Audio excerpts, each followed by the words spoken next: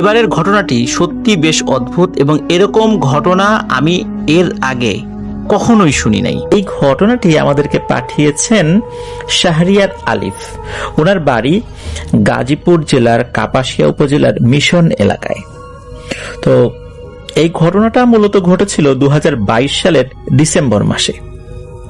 ওই সময় কিন্তু বিশ্বকাপ ফুটবল খেলা চলছিল। মূলত এই খেলা নিয়েই ঘটনাটি ঘটেছিল। চলুন ঘটনাটি শুনে আসি। ঘটনার দিনটি ছিল বাংলাদেশের সময় অনুযায়ী 10 ডিসেম্বর।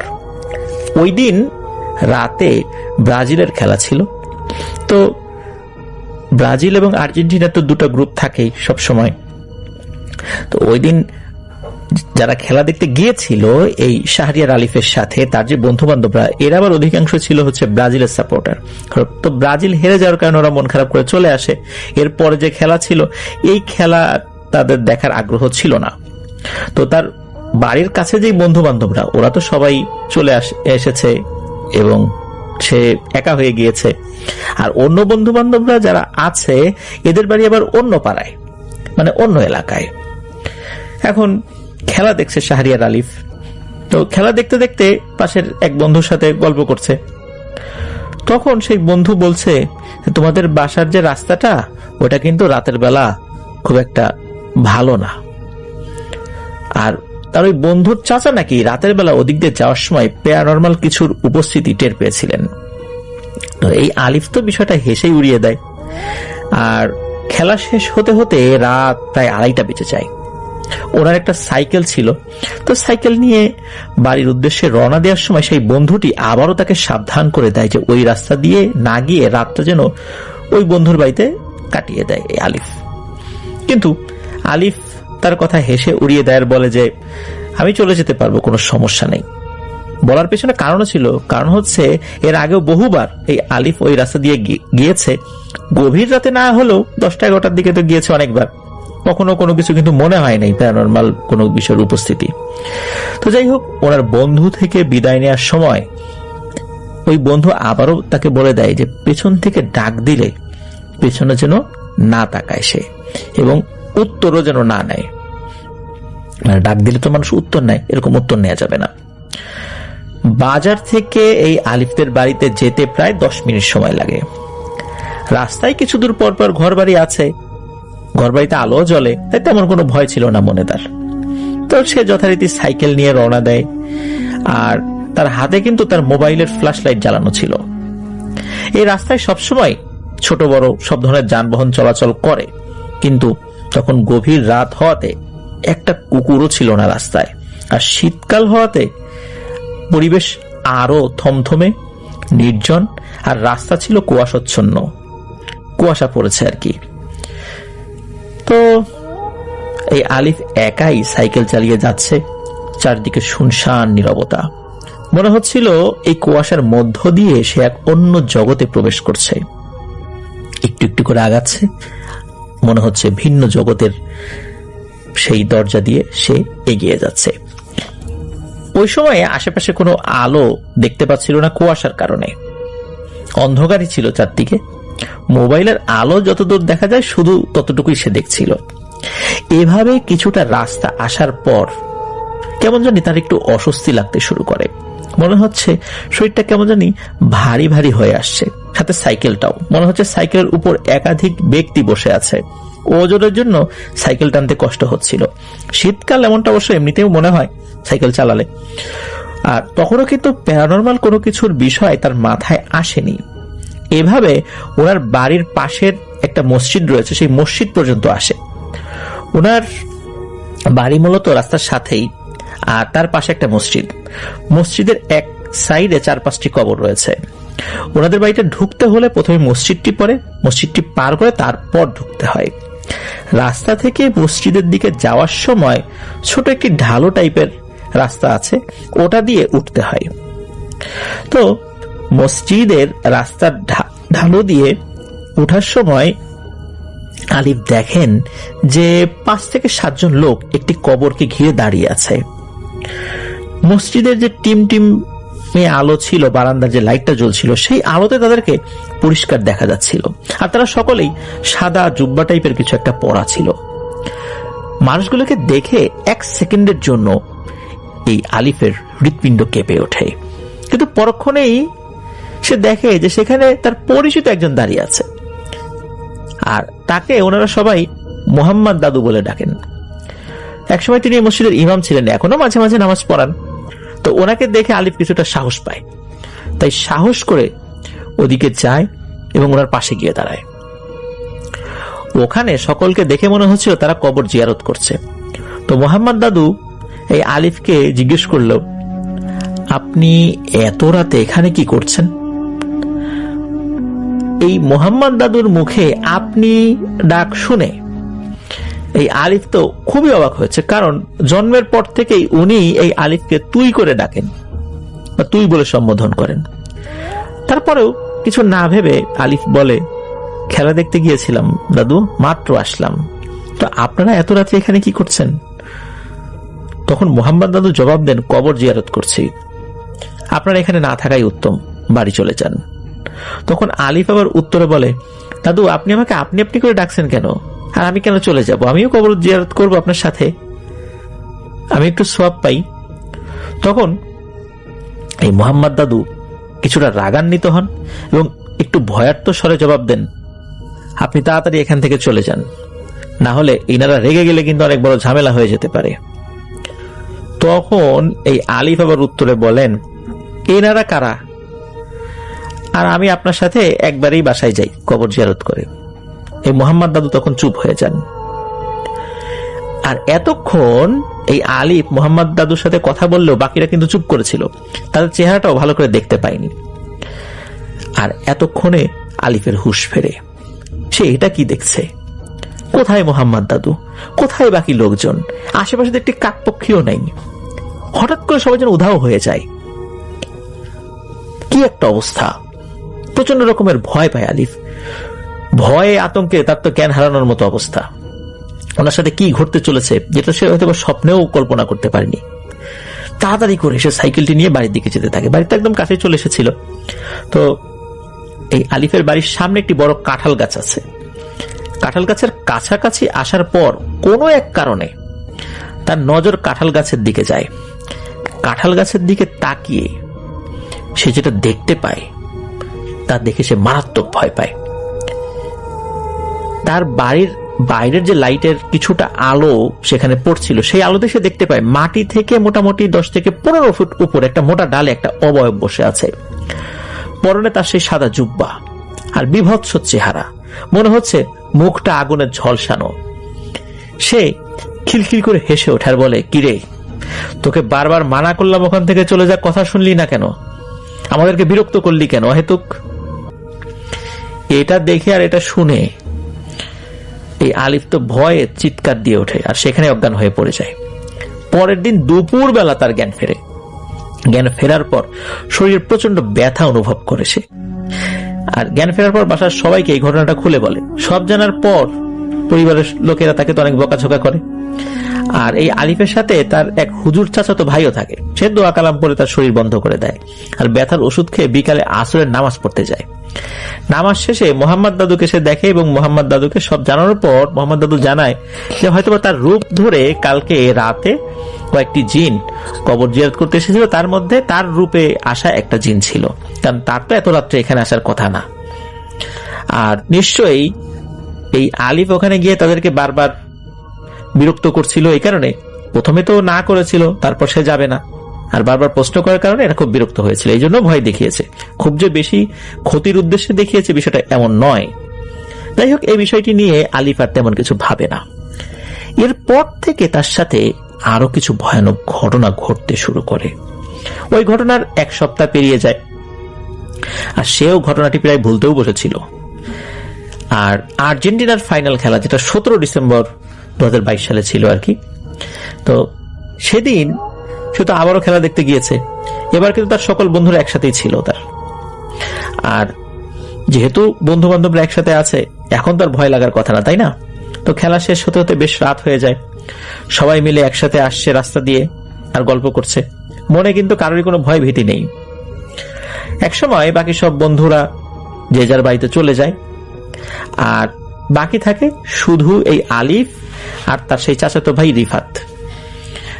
আর রিফাতের বাড়ি আর তার বাড়ি পাশাপাশি ছিল, তো যে কারণেই মোটামুটি একসাথেই তারা সবসময় থাকেন আর কি। তো একটা সময় তার বাড়ির সামনে তো এসে গিয়েছে, এদিকে বাড়ির দক্ষিণ দিকে ছিল দুটি কবর আর উত্তর দিকে ছিল সেই মসজিদ। কবর দুটি ছিল সেই রাস্তার একদম পাশেই। রাস্তা দিয়ে যাওয়ার সময় কবরটি দেখা যেত। তো ওই কবরের পাশে যাওয়ার সময় হঠাৎ একটি কান্নার আওয়াজ ভেসে আসে। কান্নার আওয়াজটি ছিল পুরুষ এবং মহিলা কণ্ঠের মিক্স। কান্নার আওয়াজটি শুনে এরা দুজনেই তো ভয়ানক রকমের ভয় পায়। দৌড়ে তারা বাড়িতে ঢুকে যায়। ওই দিন রাতে ঘটে আরো একটি ভয়ানক ঘটনা। ওই কবর দুটি ছিল তো ঠিক এই আলিফ যেই ঘরে থাকতো সেই ঘরের পাশেই, আর সে যে ঘরে থাকতো ওই ঘরটিকে বলা হতো দক্ষিণ ঘর, যেটা ওনাদের বাড়ির একদম শেষ ঘর। আর ওনাদের যে বাড়িটা ওইটা ঢালুর উপরে, আর ঢালু থেকে নিচে নেমেই দেখা যেত এই কবর দুটি। তো ওনার সাথে তো ওনার চাচাতো ভাই ঘুমাতো। সেদিন রাত্রে বাড়িতে এসেই উনি তো ঘুমিয়ে পড়েছেন। রাত প্রায় 3:30টার দিকে ওনার ঘুম ভেঙে যায়, আর ঘুম ভেঙে যায় ওনার ঘরের দরজা খোলার শব্দে। দরজায় অনেক জোরে লাথি দিলে যেমন শব্দ হয় ঠিক তেমন শব্দে ঘুম ভাঙে। মনে হলো কেউ লাথি দিয়ে দরজা খুলে ফেলেছে।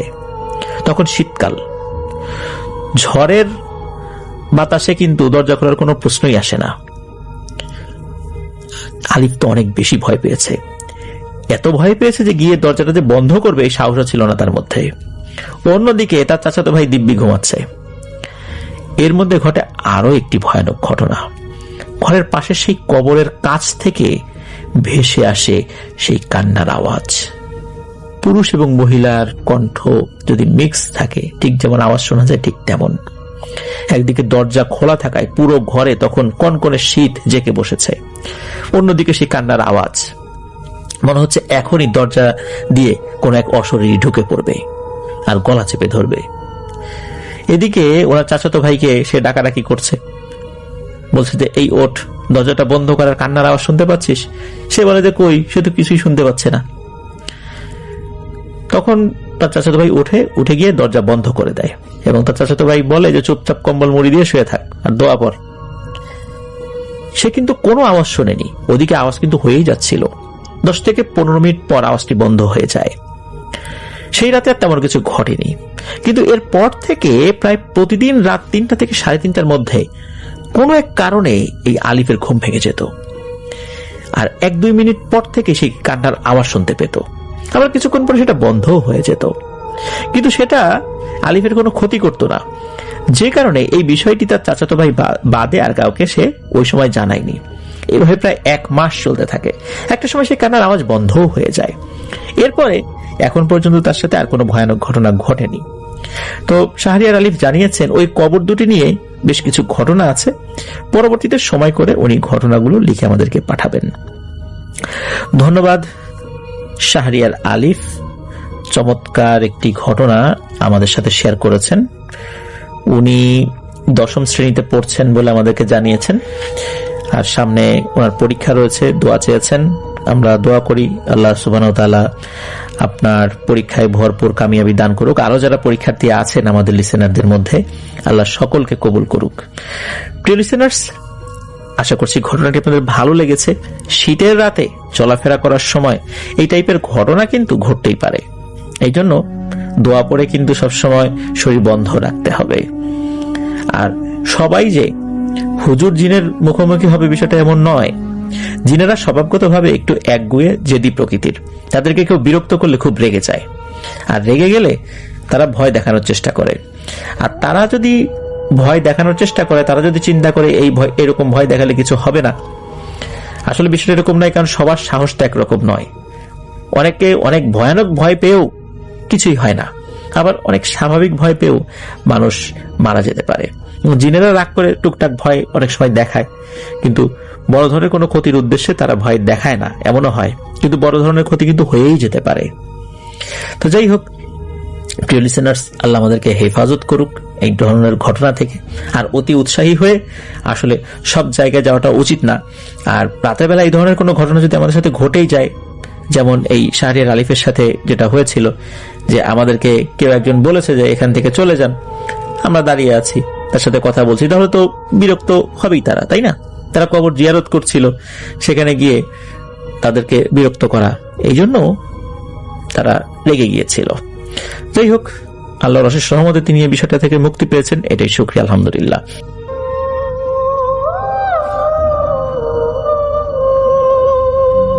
যার কাছে আমি যাদের বাসায় থাকি, যে আঙ্কেলের বাসায় থাকি, সেই আঙ্কেলের নাম হচ্ছে চমক আলী এবং তিনি বাংলাদেশি এবং আঙ্কেল আমাকে অত্যন্ত স্নেহ করে এবং আমার সাথে আঙ্কেলের খুবই ভালো সম্পর্ক এবং আমি আঙ্কেলকে আসলে থ্যাংক ইউ দিয়ে শেষ করতে পারবো না। এতটাই উপকার করেছেন তিনি আমাকে এবং যে অনেক ভালো একজন মানুষ। এই আঙ্কেলের ঘটনা আমি কয়েকবার শেয়ার করেছি যে এই আঙ্কেল জিনিস দেখতে পারে এবং ছোটবেলা থেকে অনেক আগের থেকে দেখতে পারে। তো সবাইকে সবসময় সব কথা সে বলে না, মাঝে মধ্যেই সে শেয়ার করে। তো ওনার সাথে ওনার আরেকজন পার্টনার আছেন, তিনি আমাকে বলছেন যে ওনার নাম নাহিদ ভাই, নাহিদ ভাই বলছে যে আলিফ ভাই উনি তো কয়েকদিন আগে আবার দেখছে। আমি জিজ্ঞেস করলাম যে আঙ্কেল কি অবস্থা, কাহিনী কি? তো আমি তো ব্রিস্টল থাকি, তো আঙ্কেল ব্রিস্টল থেকে বাথে গিয়েছিল, এটা আমাদের পাশের আর একটা জায়গা, পাশের একটা শহর। তো বাথ থেকে আসার পথে রাত হয়ে যায় 2টা। তো এইখানে রাত 2টা আসলে গভীর রাত বলবো না, আমাদের এখানে রাত শুরু হয় হচ্ছে এখন এই সামার সিজনে রাত শুরু হচ্ছে 10:45টার দিকে। রাত শুরু হয় মানে সন্ধ্যা মাগরিবের ওয়াক্ত শুরু হয় হচ্ছে মাগরিবের নামাজ হয় হচ্ছে 9:40-এ, রাত 9:40 আর কি, বাংলাদেশের মতো যদি বলতে যাই। তো 10টার দিকে রাত একদম হয়ে যায় এবং আবার দিন হয়ে যায় হচ্ছে আপনারা দেখবেন যে 3:40-45-এ, যারা ইউকেতে আছেন জানেন যে 3:40-45-এই অনেকটা আলো দেখা যায় আর কি। তো খুব অল্প সময়ের রাত। তো এই কয়েকদিন আগে, বেশ কিছুদিন আগে, 7-8 দিন আগে আঙ্কেল বাথে গিয়েছিল। তো রাত 1-1:30 বেজে যায়, তার সাথে তার বোনের হাজবেন্ড ছিল। তো তারা ব্রিস্টল ব্যাক করছে, বাথ থেকে আসার সময় ব্রিস্টল ব্যাক করছে আর কি। তো তারা শর্টকাট নিতে যায় একটা রাস্তা দিয়ে, সেই রাস্তাটা একটু চিকন, 2টা গাড়ি যাওয়া আসা করতে পারে আর গাছগাছালি দিয়ে ঘেরা। আপনাদেরকে একটু ছোট করে বলি, এখানে আমরা রাত 12টা-1টার পরে, আমি ফজরের ওয়াক্তে যখন বের হই নামাজ পড়তে, তখন অনেক সময় উল্লুক দেখা যায়, তারপর কাঠবিড়ালি দেখা যায়, হরিণ দেখা যায়। এইখানে জঙ্গলের থেকে এগুলো সব বের হয়ে আসে। আর শিয়াল খুবই অহরহ, মানে পশু পাখি, জঙ্গলের পশু পাখিকে দেখা যায় আর কি এখানে।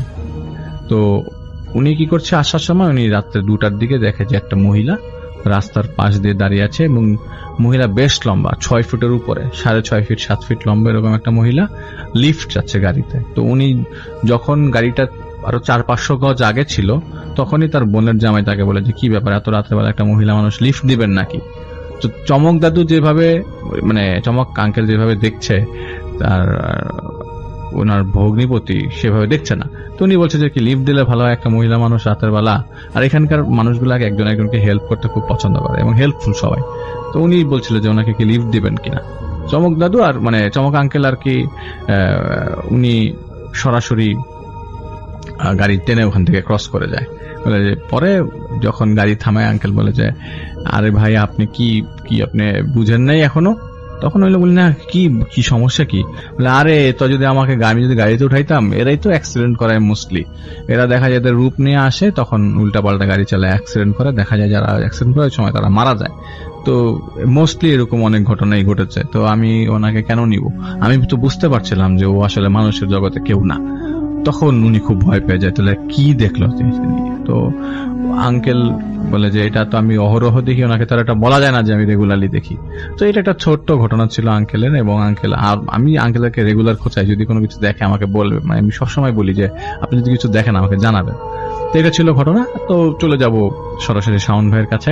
আপনারা আমাদের চ্যানেলটা সাবস্ক্রাইব যারা করেন এখনো করে ফেলতে পারেন এবং বেশি বেশি শেয়ার করুন। আজকে অনেক মজার মজার ঘটনা আছে এবং ভয়ের ঘটনা আছে, সবাই সেরকম প্রিপারেশন নিয়ে রাখুন। আশা করছি প্রত্যেকটি ঘটনা আপনাদের ভালো লাগবে।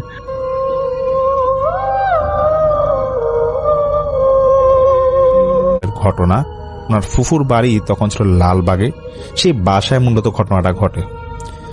তো ওনার ফুফাতো ভাই একটা কুকুর পালতো, সেই কুকুরটার বয়স ছিল আনুমানিক 2 বছর। তো 8 মাস হয় অন্য কুকুরটা বাসায় পালে। তো কোনো একদিন রাতে সেই ফুফাতো ভাই উনি সেই কুকুরটাকে নিয়ে রাস্তার গলির মুখে উনি হাঁটাহাঁটি করছিল। কোন একটা কারণে সেই কুকুরটা ছুটে চলে যায় এবং তাকে আর পাওয়া যায় না। অনেক খোঁজাখুঁজি করা হয়, পাওয়া যায় না। এবং ওনাদের পরিবারের সাথে কুকুরটা এতটাই ফ্যামিলিয়ার হয়ে গিয়েছিল যে পরিবারের প্রত্যেকটা সদস্য খুব মন খারাপ করে কুকুরটা হারিয়ে যাওয়ার পরে। 2 একদিন পর রাতে তখন 2:30 সেই ফুফাতো ভাই তিনি হালকা হালকা ঘুমের মধ্যে আছেন। তো তিনি একটা আওয়াজ পাচ্ছেন, একটা কান্নার আওয়াজ ছিল সেটা। উনি খেয়াল করে দেখে যে একটা কুকুর কান্না করছে। উনি ভাবে যে হয়তো রাস্তার মধ্যে কোনো কুকুর কান্নাকাটি করছে, এজন্য তিনি ততটা গুরুত্ব দেন না, তিনি ঘুমায় যায়। এরকম টানা 3-4 দিন হতে থাকে। প্রতি রাতেই একই সময়ে কুকুরের কান্নার আওয়াজ। 5ম দিন তিনি ভাবে যে আসলে আজকে দেখবে যে কুকুরের কান্নার আওয়াজটা আসলে হয় নাকি এবং কি ঘটে। তিনি দোয়া করে না বারান্দা গিয়ে দেখবে। উনি আবার শুতে যায়। রাতে তখন 2:15 একটা কুকুরের কান্নার আওয়াজ আসছে এবং ওনার যে বারান্দা আছে সেখান দিয়ে কান্নার আওয়াজটা আসতেছে। তিনি তারপর সে বারান্দায় গিয়ে দেখতে পায় একটা মহিলা ওনার যে বারান্দাটা আছে সেখানে ঝুলন্ত অবস্থায় দাঁড়িয়ে আছে এবং সে মহিলাটা নিজের মুখ থেকে এরকম কান্নার আওয়াজ করছে। কালো পোশাক পরা ছিল মহিলাটা এবং ওনাদের বিল্ডিংটা এতটাই উঁচু ছিল যে পাশের বাসার থেকে কেউ লাফ আসবে এরকম হওয়ার কথা না। উনি চিৎকার দেয়, ওনার রুমে সবাই তাড়াহুড়া করে আসে এবং উনি বলে যে বারান্দায় কিছু একটা তিনি দেখেছে। সবাই বারান্দাকে দেখে কিছুই নাই। এরপর ওনাকে বুঝায় যে হয়তোবা তুমি স্বপ্ন দেখছো, খারাপ কিছু একটা হইতে পারে, এটা ভুলে যায়, এটা তেমন কিছু হয় নাই। ওনাকে কোনো রকম বুঝ দেওয়া হয়। তারপর এরকম কান্নার আওয়াজ আর আসে না। কিন্তু সমস্যা আরেকটা ঘটে। এখন দিনের বেলা দেখা যায় যে বাসার যে মেঝে বা দেয়াল আছে এখানে রক্তের ছোপের মতো লাল লাল ছোপ কিছু একটা দেখা যায় প্রায় সময়। তারপর বাসা সবাই ভাবে যে এটা হয়তো অন্য কিছু একটা হবে, ওরা ততটা গুরুত্ব দেয় না। বেশ কয়েকদিন পর সেই তাই ভাইয়ের ফুফু তিনি রাত্রে 11টা কি 12টার দিকে ডাইনিং রুমের যে বাসে যে বেসিনটা ছিল সেখানে দাঁত ব্রাশ করছিল। বাসার সবাই তখন প্রায় ঘুম। উনি যখন দাঁত ব্রাশ করে ফ্রেশ হচ্ছিল, মুখটা ধোয়ার পর উনি আয়নাতে দেখতে পাচ্ছে যে ওনার পিছন সাইডে কোন একটা মহিলা দাঁড়িয়ে আছে এবং সেই মহিলাটা চুল ছাড়া অবস্থা এবং তার মুখে রক্ত ছোপ ছোপ এবং ওনার দিকে একটা বাজে হাসি দিয়ে আছে। উনি জোরে একটা চিৎকার দেয় এবং সেন্সলেস হয়ে যায়। বাসায় যারা ছিল তারা দ্রুত আসে, ওনাকে পানি ছিটানোর পর উনি ঘুমতে সেন্সলেস থেকে উনি কিছু সেন্সে ফিরে বাসাবাকে তিনি ঘটনা বলার পর বাসায় যে ওনার হাজবেন্ড ছিল, সেই ফুফুর হাজবেন্ড, উনি বলতেছে ঠিক আছে ফজরের পর দেখি মসজিদে গিয়ে হুজুর নিয়ে আসবো, দেখি কি সমস্যা সেটা জানা যাবে। এরকম ফজরের পর হুজুরকে আনা হয়। হুজুর পুরাটা ঘটনা তিনি শুনে এবং তিনি শুনে বলতেছে যে ঠিক আছে বাসাটা দেখে গেলাম, আর কিছু পরা পানি দিয়ে যে বাসাটা ছিটান, আর একদিন পরে আমি এটার একটা সমাধান করবো। আমি আমার সাথে যে জিন আছে তার সাথে একটু কথা বলে দেখি সে কি বলে। তো সেই হুজুর তিনি চলে যান, একদিন পর আসে। তো তিনি আসার পর বাসার সদস্য যারা ছিল তাদেরকে উদ্দেশ্য করে বলতেছে দেখেন আমি কিছু বিষয়ে কথা বলবো, হয়তো আপনারা বিশ্বাস করতে পারবেন না, কিন্তু এটা একটা বাস্তব কথা যেটা আমি এখন বলতে যাচ্ছি। তো সেই হুজুর বলে যে কিছু জিন আছে খারাপ প্রকৃতির, তারা করে কি যে আপনারা যখন পোষা প্রাণী এরকম পালেন, যদি এগুলো হারায় যায় তারপর কিন্তু আপনাদের মনের মধ্যে দুর্বলতাটা কাজ করে, তখন কিন্তু এই খারাপ জিনিসগুলো আপনাদের মনে অ্যাটাক করে এবং তারা নানাভাবে ভয় দেখাতে পারে। এটা কিন্তু সম্ভব হতেই পারে এবং আপনাদের মাঝেই এই সমস্যাটা হয়েছে। আপনার সেই কুকুরটাকে হারিয়ে ফেলেছেন, তারপর মনে করছেন যে কিছু একটা ঘটছে, ঠিকই ঘটছে, তবে এটা খারাপ কিছু একটা হবে যেটা আপনাদের এখানে আসর করছে এবং এটা আপনাদের দুর্বলতাকে কাজে লাগিয়ে আপনাদেরকে ভয় দেখাচ্ছে।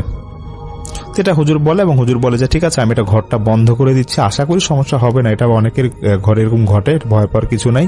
তারপর সেই হুজুর ঘরটা বন্ধ করে দেয়, তারপর খুব একটা সমস্যা সেরকম হয় না।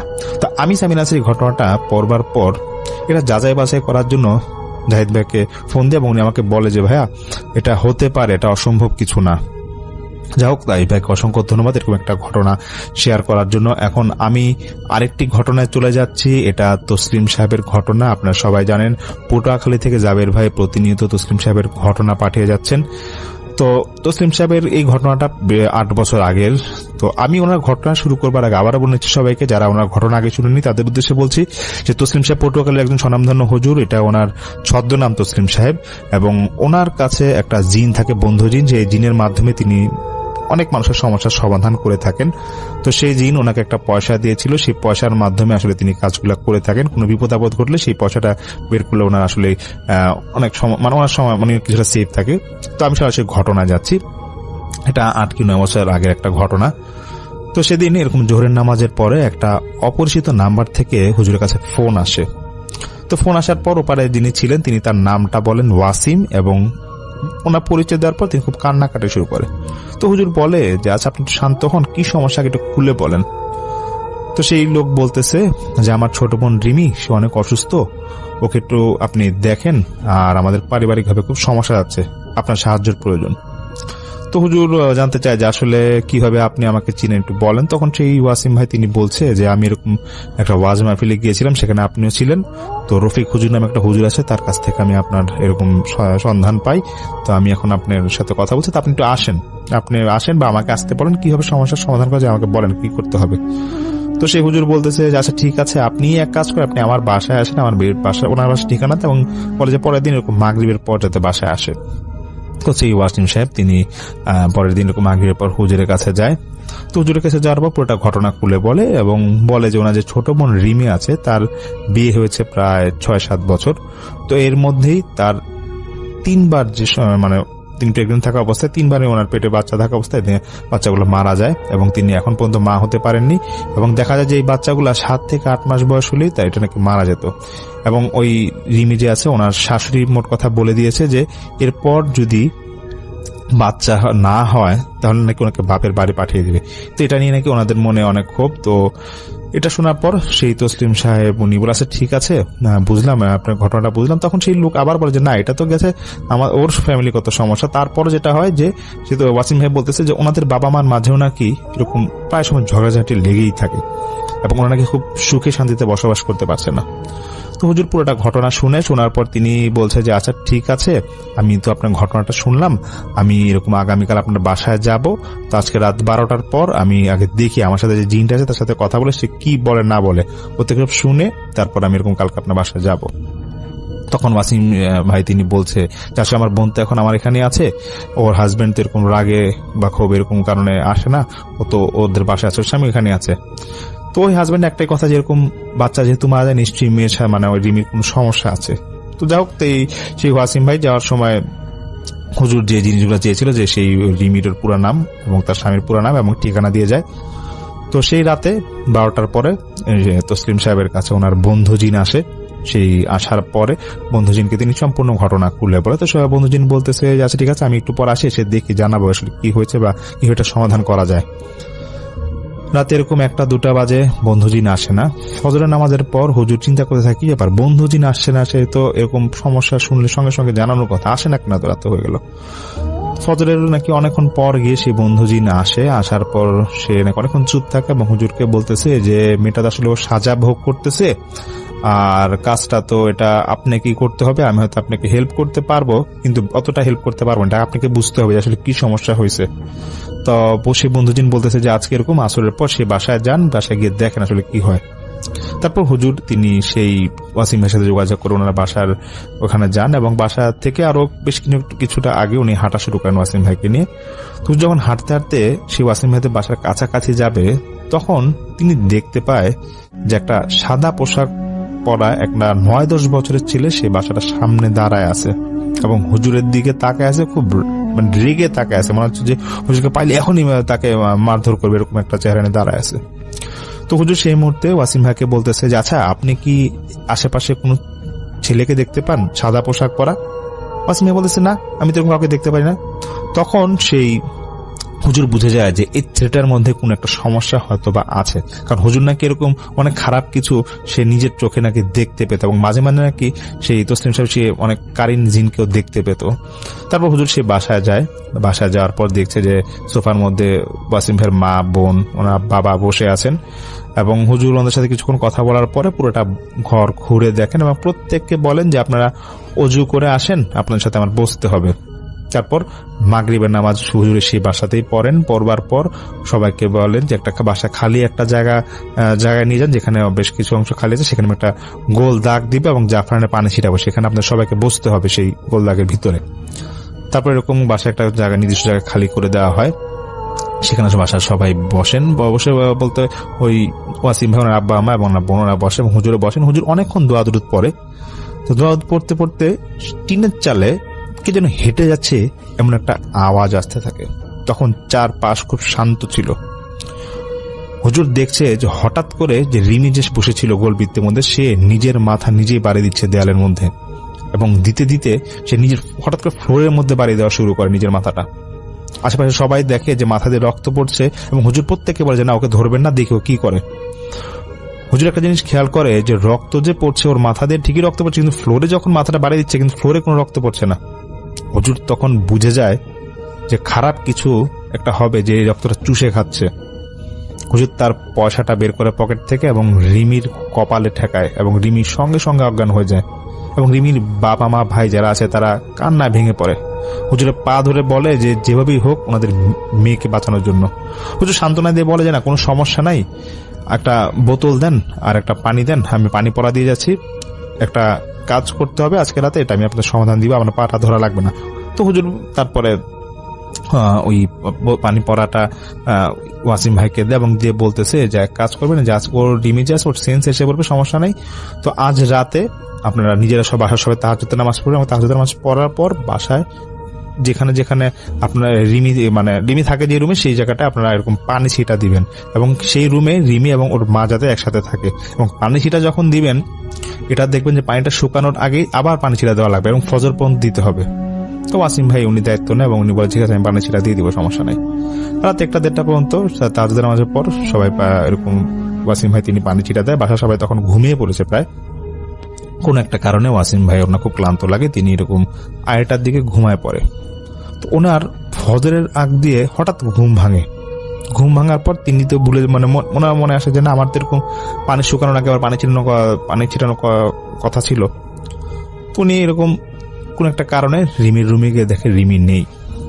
না থাকার পর তো বাসার সবাইকে ডাকে, আশেপাশে কোথাও নাই। দুপুর পর্যন্ত খোঁজ না হয়, রিমি কোথাও নাই।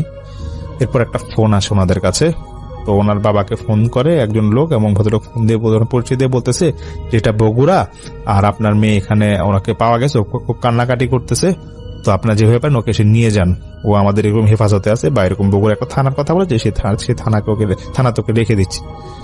তো রিমির বাবা সে তো খুব অবাক হয়ে যায়, ওয়াসিম ভাই অবাক হয়ে যায় যে ওনাদের বোন কিভাবে, ওনার বোন এই জায়গায় গেল, এবং পটুয়াখালী থেকে বগুড়া কিন্তু অনেক দূর। তো তারপর ওনারা কোন রকম সেই রিমিকে উদ্ধার করে সেখান থেকে নিয়ে আসে। 2 দিন পর এরকম আনার পরে রিমিকে অনেক জিজ্ঞাসাবাদ করা হয়। রিমির একটাই কথা যে আমি কিছুই বলতে পারবো না, আমি ঘুমের মধ্যে ছিলাম। তারপর হঠাৎ আমার যখন সেন্স আসে তখন দেখি যে আমি রাস্তার পাশ, এর আগে কি হইল আমি কিছুই বলতে পারবো না। তো ওয়াসিম ভাই তারপর উনি সিদ্ধান্ত নেয় যে তসলিম সাহেবকে আবার ফোন দিবে। তসলিম সাহেবকে ফোন দেওয়ার পর তসলিম সাহেবকে পুরোটা ঘটনা আবার বলে। তসলিম সাহেব বলে যে আচ্ছা ঠিক আছে, আমি আমার সাথে যে জিনিস তার সাথে কথা বলি, কথা বলার পর তারপরে আমি আবার আসবো, এসে তার বাকি কথা বলবো। তসলিম সাহেব সেই রাতেও তার বন্ধুজিনকে ডাকে।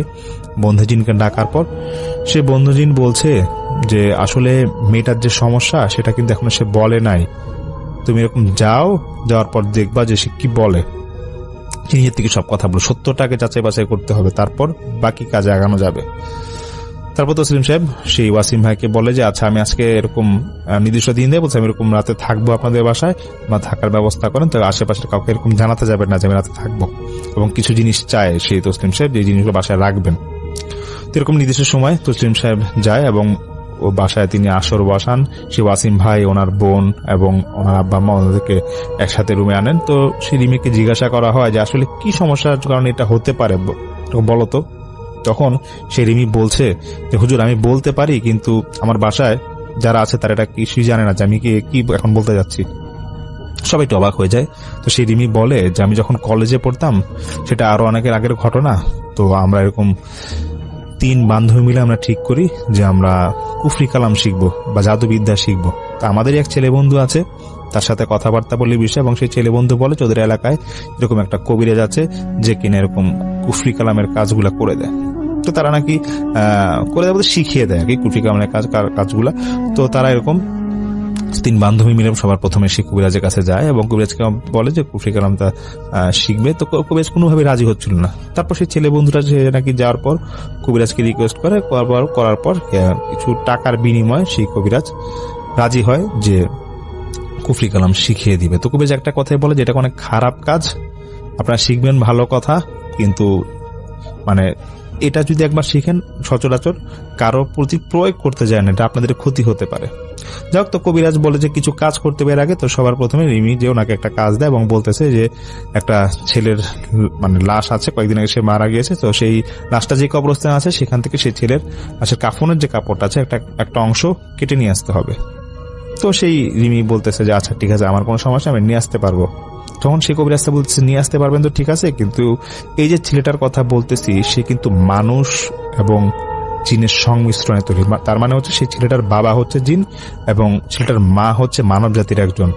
তো এরকম একটা ছেলের লাশ, সেটা এরকম কবরস্থানে আছে, নাম বলে কবরস্থানে বলতে, সেখান থেকে এরকম ওর কাফনের কাপড়টা এরকম নিয়ে আসবেন, কেটে নিয়ে আসবেন। এবং আপনি যখন যাবেন তখন হয়তো কবরস্থানে আপনি অনেক সমস্যার সম্মুখীন হতে পারেন, আপনাকে অনেকে ভয় দেখাতে পারে, এটা ভয় পেলে হবে না, আপনি সাহস দেখিয়ে সেখান থেকে নিয়ে আসবেন। তখন সেই রিমি সেটা কি রাজি হয়। তারপর সেরকম কোন এক রাতে যায়, সে একাই যায় সেখানে কবিরাজের কথা অনুযায়ী। যাওয়ার পর সেরকম সেই কবরটা পায় এবং মাটি খুঁড়ে লাশের একটা অংশ, মানে লাশের যে কাফনের কাপড় যে একটা অংশ সেটা নিয়ে আসতে যাবে। তো সেই রিমি সেখানে প্রচন্ড ভয় পায়, এই কারণে সে আশেপাশে অনেক বাজে আওয়াজ পাচ্ছিল এবং কেউ তার কানে কানে এসে বলছিল যে এই কাফনের কাপড় ছিঁড়লে কিন্তু তোর ক্ষতি হবে, তুই সাবধানে কাজ আগা, এবং তুই যেটা কাজটা করিস তোর যে কি বড় ক্ষতি হবে তুই আজ থেকে 5-6 বছর পর বুঝতে পারবি। তো এইগুলা শোনার পর রিমি তো আগেই জেনেছিল যে কবিরাজ বলেছিল যে এরকম খারাপ কিছু হতেই পারে, মানে ভয় দেখাতে পারে। তো রিমি নর্মালি সে কাপড়টা ছিঁড়ে কোন রকম কবিরাজের কাছে আসে, কবিরাজকে তারপর সে পরের দিন দেয়। কবিরাজ তো অনেক বাহাবা দেয় এবং ওর যে বাকি দুজন বান্ধবী ছিল তারা একটু পিছায় পড়ে, কিন্তু রিমির বেশ আগ্রহ ছিল, মানে সেই দুজন বান্ধবী তারা আসলে আগ্রহ দেখাচ্ছিল না যে এই কাজগুলা করার। তো রিমি তো কাজে আগ্রহী দেখা এবং পরে কবিরাজ একদিনের পর একদিন, মানে দিনের পর দিন সে একটার পর একটা মানে ভয়ানক রিচুয়াল দিত, মানে এই আজকে এই কাজ করতে হবে, কাল কোনো কাজ করতে হবে। তো রিমি নাকি এরকম যে একটা কাজ করে, কিন্তু সর্বশেষ তাকে বলা হয় যে এরকম একটা মাথার খুলি আনতে হবে এবং একটা কবরস্থান থেকে, তো এটা যেভাবে পরে নিয়ে আস। তখন রিমি একটু বেঁকে বসে, সে বলে যে না, এত মানে কাজ আমি, এত কঠিন কাজ আমি করতে পারবো না, আমাকে যে কাজগুলো দিয়েছেন সেটাই আমি করলাম এবং এরপর আপনি যদি কুফরি কালাম শিখাতে চান তো শিখান। তো কবিরাজ বলতেছে না, এখন তুমি শেষ পর্যায়ে আছো, তোমাকে এরকম মাথার খুঁড়িটা আনতে হবে, যেভাবে পারো তুমি নিয়ে আসো। রিমি তো কোনোভাবেই রাজি হবে না এবং সে কবিরাজ সাথে ঝগড়া করে বলতেছে যে না, আমি আজকে এগুলো শিখবো না, এগুলাতে অনেক সমস্যা হয়, আমি পায়রাতে ভয় পাই। তো কবিরাজ বলে যে দেখো, আমি কিন্তু প্রথমেই তোমাকে বলছিলাম যে এই পথে আসলে কিন্তু ফেরত যেতে খুব সমস্যা হবে, এখন যদি ফেরত যাও তোমার কিন্তু ক্ষতি হবে, তুমি এটা করো না। তো কবিরাজ বলতেছে আবার যে দেখো, তোমাকে আমি নিজের মেয়ের মতোই দেখি, তুমি করে বলতেছি তুমি এই কাজগুলো করো না, তুমি আগে শিখে যাও, এরপর কুফরি কালাম কারোর প্রতি প্রয়োগ করে এটা আলাদা বিষয়, কিন্তু তুমি শিখে যাও। তো সেই মেয়ে এরকম রিমি সে নাকি ঝগড়াঝাটি করে এসে পড়ে। তো সেই তসলিম সাহেবকে রিমি এটাই বলে যে আসলে আমি যে কাজটা করছি এখন এটার কারণে আমার এই সমস্যাগুলো হচ্ছে কিনা বলতে পারবো না, হুজুর আপনি আমাকে এবার বাঁচান। বাসার সবাই যারা ছিল, ওয়াসিম ভাই এবং ওনার বাবা মা, তো এগুলো শুনে পুরো অবাক। তো হুজুর বলতেছে আচ্ছা ঠিক আছে, যেটা করা ঘটছে এটা তো কিছু বলে লাভ নাই, তা আমি দেখি কি করা যায়, আমাকে একটু সময় দেন, একা থাকতে দেন। তসলিম সাহেবকে একটা রুমে একা থাকতে দেওয়া হয়। রাতে বন্ধু জিন আসে জমজমের পানি নিয়ে এবং এসে বলতেছে যে আপনি যে সব কি কি হয়েছে তুমি সবই শুনছি, তো জমজমের পানিটা আগে ঘরে ছিটাবেন এবং এই যে ছেলেটাকে আপনি দেখতেছেন, যে ছেলেটা আপনার বাসায় ঢুকতে দেখছিলেন সাদা পোশাক পরা ছেলেটা, এটা হচ্ছে সেই ছেলেটার কারিন, যে ছেলেটার কাফনের কাপড় এই রিমি ছিঁড়ছিল। এবং রিমি একটা কথা গোপন রাখছে, সে যখন কাফনের কাপড় ছিঁড়তে যায় তার হাতে একটা চাকু জাতীয় কিছু একটা ছিল, যেটা ছেলেটার মাথায় গিয়ে আঘাত করে, মাথায় গিয়ে আঘাত লাগে এবং সেই কারণে ছেলেটার খুবই কষ্ট পায়। এবং সেটা যে বাবা আছে জিন, সে কিন্তু এখনো বেঁচে আছে, সে কিন্তু এই চাচ্ছের যে রিমির একটা বড় ক্ষতি হোক এবং রিমির যে পেটে 3টা বাচ্চা আছে সেই জিনটাই হয়তো বা এরকম কাজগুলো করতে পারে যে বাচ্চাটা নষ্ট করতেছে। তারপরে সেই বন্ধু জিন বলে যে আপনি সেই জিনটাকে ডাকেন, দেখেন। তারপর কিছুক্ষণ পরে হুজুর একা থাকার কিছুক্ষণ পরে তারপর বাসার সবাই আবার একসাথে করেন এবং করে বলতেছে আমি একটা আসর বসায় যে একটা জিনকে হাজির করব। তখন সেই ওরা সবাই আসর বসাতে এরকম আগ্রহ হয় এবং আসর বসানো হয় এবং অনেক বলার পর সেই ছেলের বাবা যে জিন আছে তাকে হাজির করানো হয় এবং সেই জিন এসে খুব গম্ভীর গলায় পুরোটা ঘটনা বলে সবার সামনে। এবং সেই জিনটা যে আসে তখন নাকি বাসার সবাই দেখে যে মানে অবয়ব আকৃতির কিছু একটা, কিন্তু পুরোটা রুম অন্ধকার ছিল এবং একটা শুধু ভয়েস আসছিল এবং গম্ভীর গলায় ভয়েস এবং চিকন একটা আলোর মতো নাকি একটা ছিল।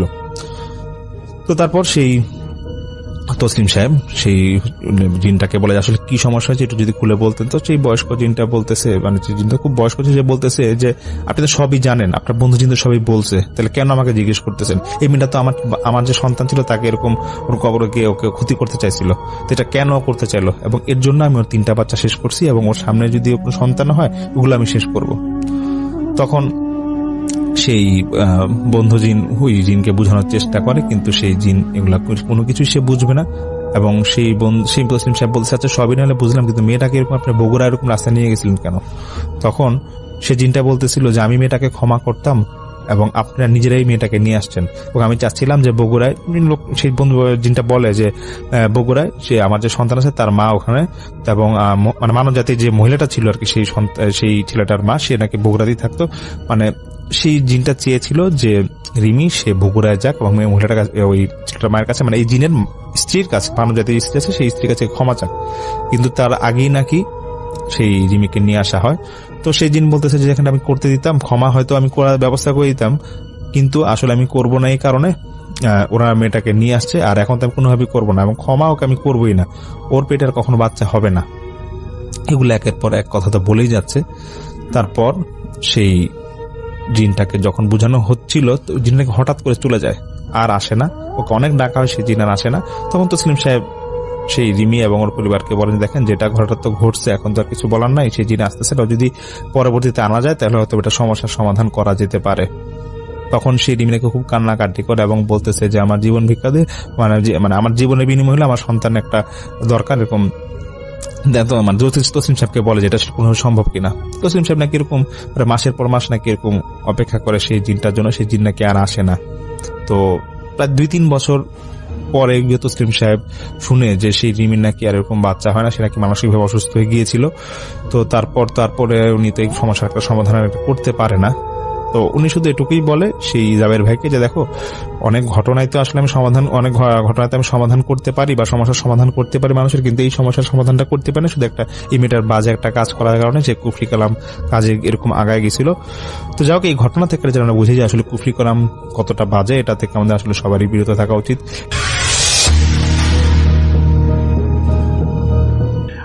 আসসালামু আলাইকুম ভাইয়া, কেমন আছেন? আশা করি মহান আল্লাহ তাআলার অশেষ রহমতে ভালো আছেন, আর দোয়া রইল সবসময় ভালো থাকুন। আমিও ভালো আছি আলহামদুলিল্লাহ। আজকে আমি আপনাকে শেয়ার করব আমার সাথে কাজ করা অন্য একজন ট্রাক ড্রাইভারের ঘটনা। তার সাথে আমার সব সময় কাজ করা হয় না, কিন্তু প্রায় সময় কাজের জায়গায় দেখা হয়ে যায়। আর যখনই তার সাথে আমার দেখা হয় তখনই আমি তাকে অন্যমনস্ক দেখি। সবসময় এরকম অবস্থা দেখে একদিন আমি তাকে জিজ্ঞাসা করে বসি যে সে কেন এরকম মুখ গম্ভীর করে থাকে সব সময়। কারণ তার অবস্থা দেখে আমি এতটুকু বুঝতে পেরেছিলাম যে তার জীবনে কোনো একটা অনাকাঙ্ক্ষিত ঘটনা ঘটেছে, যেটা তার মুখ থেকে হাসি ছিনিয়ে নিয়েছে। আমার প্রশ্ন শুনে প্রথমে সে কিছুক্ষণ আমার দিকে তাকিয়ে থাকে, তারপরে বলে কিছু কথা না জানাই ভালো। তার এই কথা শুনে আমি আরো বেশি শিওর হয়ে যাই যে তার জীবনে কোনো না কোনো একটা ঘটনা আছে যা সে বলতে চায় না। আমি তাকে এবার জোরাজোরি করতে শুরু করলাম, আর একসময় সে একটি অদ্ভুত হাসি দিয়ে আমাকে বলে, ঠিক আছে, এতই যেহেতু শুনতে চান তাহলে বলি, তবে আপনি সম্পূর্ণ কথা শুনতে পারবেন তো? এবার আমি আরো আগ্রহী হয়ে বসলাম আর বললাম, কেন শুনতে পারবো না, আপনি বলুন। তারপর সে গম্ভীর স্বরে তার জীবনের সেই অনাকাঙ্ক্ষিত ঘটনাটি বলতে শুরু করে। আমি ঘটনাটি আপনাকে ঠিক সেই রকম ভাবে বলছি যেরকম ভাবে তিনি আমাকে বলেছিলেন। সেই ট্রাক ড্রাইভারের ভাষ্যমতে ঘটনাটি বলছেন রফিকুল ইসলাম ভাইয়া। আমার নাম মোশার জামিল। যখন বিপদ আসে তখন একের পর এক আসে না, বরং সমস্ত বিপদ একসাথে আসে। আমার জীবনের ঘটনাটি এক ভয়ঙ্কর ভুতুরে জঙ্গলে ভৌতিক অভিজ্ঞতার একটি লোমহর্ষক ঘটনা। একবার আমাকে একটি কাজে দেয়া হয়, তবে কাজ দেওয়ার আগে একটি শর্ত রাখা হয়। শর্তটি ছিল, আর সেই শর্তটি এই ছিল যে মৃত্যুকে ভয় পাওয়া যাবে না, কারণ আমাকে যেখানে কাজ করতে যেতে হবে সেখানে হয়তো মৃত্যু থেকেও ভয়ঙ্কর কিছু অপেক্ষা করছিল। ঘটনাটি 1990 সালের দিকে ঘটে। সেই সময়টায় আমার খুব দুর্দিন চলছিল। পরিবার নিয়ে খুবই দুশ্চিন্তার দরিদ্রতায় ভুগছিলাম। বলতে গেলে দুবেলা খাবারও জুটত না। আর পরিবারের ছিল বাবা মা আর ছোট ছোট 2টি বোন। বাবা মারা গিয়েছিলেন মাত্র কিছুদিন, আর মা প্রচন্ড রকমের অসুস্থ ছিলেন। বাবার কিছু জমানো পুঁজি ছিল যা ধীরে ধীরে মায়ের চিকিৎসায় শেষ হয়ে যায়। বাবার পরে সংসারের দায়িত্ব বড় ছেলে হিসেবে আমার কাঁধে এসে পড়ে। ছোট ছোট 2টি বোন বোন তো যেন নয়, আমারই নিজের মেয়ে। তাদের অনাহারের চেহারাগুলো আমার সহ্য হতো না। আর মাটা অসুস্থতায় একেবারে মলিন হয়ে গিয়েছিলেন। আমার হাতেও কোনো কাজ নেই। সংসার চালানো আমার কাছে তখন পাহাড়কে হাত দিয়ে দূরে সরাবার মতোই কঠিন ছিল। একদিন হঠাৎ আমার এক বন্ধু আমাকে একটি কাজের প্রস্তাব দিল আর বলল, কাজটি একটু কঠিন, জানেন নাকি রিস্ক আছে। কাজটা আসলে আমার বন্ধু পেয়েছিল, কিন্তু ও ট্রাক চালাতে পারতো না আর আমার অবস্থার কথা ভালোভাবেই জানতো, তাই কাজটা আমাকে দিয়ে দেয়। আমি তার কথা মতো যার কাজ তার কাছে গেলাম। সে আমাকে খুবই নির্জন একটি জায়গায় ডেকেছিল। আমিও তার সাথে দেখা করতে চলে যাই। সেখানে এসে আমাকে একেবারে স্পষ্টভাবে একটা কথাই বলে, কাজটাতে তোমার জানও যেতে পারে, কঠিন একটি কাজ, কিন্তু যদি করতে পারো তাহলে মোটা অঙ্কের টাকা পাবে আর তোমাকে স্থায়ীভাবে কাজের ব্যবস্থাও করে দেব। এতটুকু বলে লোকটা আমার হাতে 100 টাকার 10টি নোট ধরিয়ে দিল, যা তখন লাখ টাকার সমান ছিল। আমি নোটগুলোর দিকে তাকিয়েছিলাম, দেখছিলাম যে কিছু কাগজের টুকরো আমার পরিবারের সচ্ছলতা বয়ে আনার জন্য কতটা গুরুত্বপূর্ণ হয়ে গেছে। টাকার হাতটা মোট করে নিলাম আর তাকে সোজা হ্যাঁ বলে দিলাম। তারপর সেই দিন আমি 1 সপ্তাহের সদাই পাত্রী কিনে বাড়িতে যাই। বন্ধু দেখে খুব খুশি হয়ে যায়। পরের দিন কাজের উদ্দেশ্যে রওনা দিই। সেখানে যাওয়ার পর লোকটি আমাকে বলে, আবার ভেবে নাও, কাজ অনেক কঠিন, অনেক ভয় আছে, আর যেখানে তুমি কাজ করতে যাবে সেখানে তোমাকে কেউ সাহায্য করবে না, এমনকি আমিও তোমাকে কোনো সাহায্য করতে পারবো না। তুমি কি কাজটি করবে? আমি শুধু হ্যাঁ সূচক মাথা নাড়ি, কারণ পরিবারের দায়িত্ব বহন করা তখন আমার কাছে আমার জানের চাইতে বেশি গুরুত্বপূর্ণ ছিল। আমার এই হ্যাঁ সূচক ইঙ্গিত দেখে লোকটি আমার হাতে ট্রাকের চাবি দিল আর আরেকটি লোককে দেখিয়ে বলল, সে তোমাকে কাজের জায়গায় পৌঁছে দেবে আর রাস্তায় সবকিছু বুঝিয়ে দেবে। ট্রাকের মধ্যে তোমার খাবার দাবারের আর প্রয়োজনীয় সমস্ত কিছুর ব্যবস্থা করে রাখা হয়েছে। সর্বশেষ লোকটি আমাকে আরেকটি কথা বলল, আর সেই কথাটি ছিল, আমি নিজেও জানি না ওই জঙ্গলে কি আছে, তবে গত 3 মাসে আমাদের 5 জন লোক সেখানে গিয়ে আর ফিরে আসেনি। তারা জীবিত আছে কি মৃত্যুবরণ করেছে আমরা তাও জানি না। যদিও জীবিত থেকে থাকে তাহলে আর কোনোদিন ফিরে আসবো কিনা তা বলতে পারা অসম্ভব। এই বলে সে চলে যায়। আর যে লোকটিকে আমার সাথে যেতে বলে সে শুধু আমাকে জঙ্গল পর্যন্তই পৌঁছে দেবে, আর বাকি রাস্তা আমার নিজেরই যেতে হবে। আমার সাথে লোকটি আমার হাত থেকে ট্রাকের চাবিটি নিয়ে বলল, জঙ্গলে যাওয়া পর্যন্ত ট্রাকটি আমি চালাবো, তুমি বিশ্রাম করো, কারণ পরবর্তীতে বিশ্রামের সুযোগ পাবে কিনা তা অনিশ্চিত। এই বলে সে ট্রাকের দরজা খুলে ভেতরে ড্রাইভিং সিটে বসে পড়ল আর আমিও তার পাশের সিটে উঠে বসে পড়লাম। সে ট্রাক স্টার্ট দিল আর চালাতে শুরু করলো। চালাতে চালাতে আমাকে কাজ বুঝিয়ে দিতে দিতে বলে, তোমাকে আগে একটি কথা বলে দেই যে এটি একটি বেআইনি কাজ। 3 মাস আগে একটি ট্রাক অন্য রাষ্ট্র থেকে আমাদের রাষ্ট্রে আসে। পুলিশের ভয়ে সেটি যান চলাচলের রাস্তা দিয়ে না এনে জঙ্গলের রাস্তা দিয়ে আনার সিদ্ধান্ত নেওয়া হয়, কিন্তু জঙ্গলে ঢোকার পর থেকে গাড়িটি এখনো বের করা সম্ভব হচ্ছে না। গাড়িটি যারা জঙ্গলে নিয়ে যায় তারা আর কখনোই ফিরে আসেনি। আর জঙ্গলের কোথায় যে ট্রাকটি আছে তা আমরা কেউই জানি না। সেই ট্রাকটিকে তোমার খোঁজে বের করে বাইরে আনতে হবে। তার কথার মাঝখানে আমি তাকে থামিয়ে দিয়ে, এমনও তো হতে পারে যে যারা ওই ট্রাকটি জঙ্গলে নিয়ে গিয়েছিল তারা অন্য কোথাও ট্রাক নিয়ে পালিয়ে গেছে।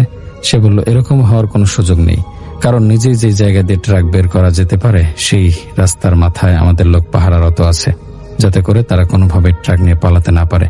কিন্তু এই 3 মাস পর্যন্ত জঙ্গল থেকে কোনো ট্রাকই বাইরে আসেনি, আর না কোনো মানুষ বাইরে এসেছে। এর মানে হলো ওই ট্রাক এখনো জঙ্গলের কোনো এক জায়গায় পড়ে আছে। তুমি তো শুনেছই আমাদের 5 জন লোক 3 মাস যাবত ওই ট্রাককে আনতে গিয়ে উধাও হয়ে গেছে। তাই এবার আমাকে তোমার সাথে পাঠানো, তবে তোমার আমার সফর শুধুমাত্র জঙ্গল পর্যন্তই। জঙ্গলের ভিতরে গিয়ে কাজটি তোমাকে একাই সম্পূর্ণ করতে হবে। হয়তো তুমিও মরে যাবে অথবা উধাও হয়ে যাবে, নয়তো ট্রাক নিয়ে ফিরে আসবে। তবে তুমি যদি ট্রাক ছাড়াও জঙ্গলের ভেতর থেকে বাইরে জীবিত ফিরে আসতে পারো, অন্তত পক্ষে আমরা জানতে তো পারবো যে জঙ্গলের ভেতর কি চলছে। আমি তাকে আবারও প্রশ্ন করলাম, ওই জঙ্গলের মধ্যে এমন কি আছে? সে বলল, তা আমরা কেউই জানি না। আমি বললাম, জঙ্গলের মধ্যে কি আছে তা জানা গেলে তার মোকাবেলা করা আমার পক্ষে একটু সহজ হবে। সেখানে কি জঙ্গলি জানোয়ারের কারণে ট্রাকটি আনা সম্ভব হচ্ছে না, নাকি কোনো ডাকাত দল সেই জঙ্গলের মধ্যে বসবাস করে যারা মালামাল লুট করে নেয়? যদি জানা থাকতো তাহলে কাজটা সহজ হয়ে যেত। সে আমাকে বলল, তুমি বেশি চিন্তা করো না, তোমার কাজ শুধুমাত্র জঙ্গল থেকে ট্রাকটা বাইরে আনা, আর পরবর্তী কাজ সেগুলোর সব আমি সামাল দিয়ে নেব। জঙ্গলের ভিতরে কি হতে পারে আর তার মোকাবেলা আমি কিভাবে করব, এগুলো ভাবছিলাম আর সিটে হেলান দিয়ে শুয়ে পড়লাম। ভাবতে ভাবতে কখন যে ঘুমের চোখ দুটো বন্ধ হয়ে গেল টের পেলাম না। আর যখন ঘুম ভাঙলো তখন দেখলাম আমরা এক জনমানবহীন নিস্তব্ধ জায়গায় এসে গেছি। চারপাশে উঁচু উঁচু ঘন গাছপালা দিয়ে ভরা। আমি দেখলাম আমার সাথে আসা লোকটি, যার নাম ছিল আকাশ, যে ট্রাকের জানালার সামনে বসে সিগারেট টানছে। আমার উঠে পড়া দেখে সে আমার দিকে তাকিয়ে বলল, ঘুম ঠিক মতো হয়েছে? আর কি ভাবলে, কাজটি কি করবে? না করতে চাইলে বলো, এখনো সময় আছে। আর যদি করতে চাও তাহলে ট্রাকের মধ্যে তোমার প্রয়োজনীয় সবকিছু ব্যবস্থা করে রাখা আছে। আমি শান্তভাবে তাকে বললাম, কাজটি আমি করব, কিন্তু তার আগে আমাকে এই জঙ্গল সম্পর্কে কিছু তথ্য সংগ্রহ করতে হবে। আমার কাছ থেকে এই কথা শুনে আকাশ কিছুক্ষণ চেয়ে রইল, আর পরে বলল, খুব চমৎকার একটি পরিকল্পনা। এখান থেকে সামনে একটি গ্রাম আছে, তারপর আমরা সেই গ্রামের উদ্দেশ্যে রওনা হলাম। জঙ্গলের বাহিরের রাস্তা দিয়ে সেই গ্রামে পৌঁছাতে পৌঁছাতে আমাদের আধা ঘন্টা সময় লাগলো। তাহলে চিন্তা করো, ট্রাক দিয়ে যদি সেই জঙ্গলের আশপাশের গ্রামে যেতে আধা ঘন্টা লাগে, তাহলে ওই জঙ্গলটি কত বড় হবে। তারপর গ্রামে পৌঁছে গেলে আমি আকাশকে বললাম, তুমি এখানে ট্রাকেই থাকো, আমি গ্রামের ভেতরে গিয়ে কিছু লোকের সাথে কথা বলে আসি। তারপর গ্রামের ভেতরে চলে গেলাম, আর সেখানে গিয়ে কিছু লোকের সাথেও কথা বললাম। তারা আমাকে জানালো যে এই গ্রামে একজন বৃদ্ধ লোক থাকে, যার নাম মুজাহিদ শেখ, যে কোনো এক সময় গ্রামের চেয়ারম্যান ছিল। সে ওই জঙ্গলের ভেতর অনেকবার গিয়েছে, কারণ তার শিকার করতে ভালো লাগতো, তাই জঙ্গলে সে অনেকবার শিকার করতে গিয়েছে। আর পুরো গ্রামে সেই জঙ্গল সম্পর্কে ভালো ধারণা রাখে। তাই এবার আমি তাকে খোঁজার উদ্দেশ্যে বেরিয়ে পড়ি। তার বাড়িতে যেতে যেতে আমার সন্ধ্যা হয়ে যায়। গিয়ে দেখি তিনি তার পোষা প্রাণীদের খাবার খাওয়াচ্ছিলেন। তারপর আমি তার কাছে গিয়ে কথাবার্তা শুরু করি, আর এক সময় জানতে পারি যে সে জঙ্গল সম্পর্কে মোটামুটি ভালো জ্ঞান রাখেন, আর অনেকবার জঙ্গলে শিকার করতে গিয়েছিলেন, তবে কখনোই জঙ্গলের একেবারে গভীরে যাননি। এমনকি গ্রামের অন্যান্য কেউই কখনোই জঙ্গলের গভীরে যাওয়ার চেষ্টা করেনি। একটি নির্দিষ্ট সীমা পর্যন্ত সবাই যেত। তাদের গ্রামটি জঙ্গল থেকে বেশ দূরে ছিল, আর অত একটা উন্নত ছিল না। গ্রামের সকলের যদিও কৃষি কাজের উপর নির্ভরশীল ছিল, কিন্তু তারপরেও তাদের জীবিকার অন্যতম উৎস ওই জঙ্গলটি ছিল। সেইখান থেকে কাঠ এবং নানা রকমের পশু শিকার করত গ্রামের লোকেরা, যা দ্বারা তাদের জীবিকা অনেকটা সহজ হয়ে যেত। তাই গ্রামের সবাই জঙ্গলটিকে সম্মান করত। তবে গ্রামের সবাই জানত যে এই জঙ্গলের একদম গভীরে কোনো একটা জিনিস আছে, যেটা খুবই ভয়ঙ্কর। কিন্তু সেই জিনিসটার রহস্য তাদের কারোই জানা ছিল না। আর যতই খোঁজ খবর নিয়েছিলাম, তাতে একটি কথা একেবারে স্পষ্ট গিয়েছিল যে ট্রাকটি জঙ্গলের একদম গভীরে কোথাও আছে। কারণ জঙ্গলের সামনের দিকে বা সীমানার কাছাকাছি কোনো জায়গায় থাকলে গ্রামের মানুষের চোখে ট্রাকটি অবশ্যই আসতো। কিন্তু তারা কেউই ট্রাক সম্পর্কে কিছু জানে না।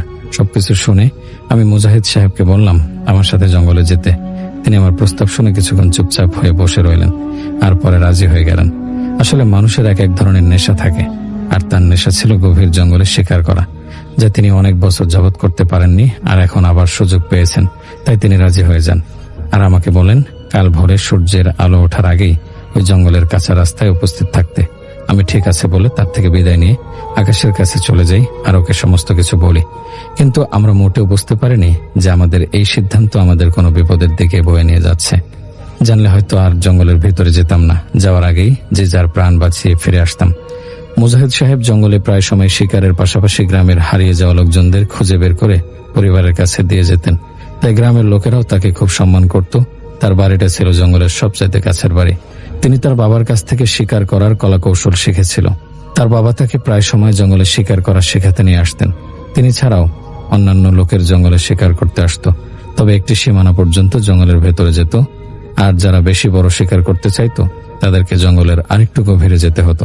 কিন্তু জঙ্গলের একদম গভীরে আজ পর্যন্ত কেউ যায়নি, কারণ সেখানে যাওয়াটা যতটা ভয়ঙ্কর ততটাই বিপজ্জনক। পরদিন সকালে আমি আমার প্রয়োজন অনুসারে একটি ব্যাগের মধ্যে কিছু জিনিসপত্র নিয়ে নেই। জিনিসপত্রগুলোর মধ্যে একটি রাইফেলও ছিল। তারপর কথা অনুযায়ী ভোরের আলো ফোটার আগে জঙ্গলের সেই কাঁচা রাস্তায় চলে যাই। সেখানে গিয়ে দেখি মুজাহিদ সাহেব আরো দুইজন লোককে নিয়ে পিঠে কিছু ব্যাগ বোঝাই করে সেখানে উপস্থিত। তাদের পিঠেও ব্যাগ ছিল, বড় বড় বন্দুক, ধারালো ছুরি, আর হাতে মশাল। মুজাহিদ সাহেব আমাকে উদ্দেশ্য করে বললেন, জঙ্গলের ভিতরে যাওয়াটা খুবই বিপজ্জনক, আর তোমার ট্রাকটা যদি জঙ্গলের শেষ সীমানার কাছাকাছি কোথাও থাকতো তাহলে গ্রামের লোকেরা অবশ্যই সেটা দেখত। কিন্তু যেহেতু কেউ ট্রাকটি দেখেনি, এর মানে স্পষ্ট যে ট্রাকটি জঙ্গলের একদম গভীরে আছে। আর বড় শিকার করতে হলে জঙ্গলের ভেতরেই যেতে হয়।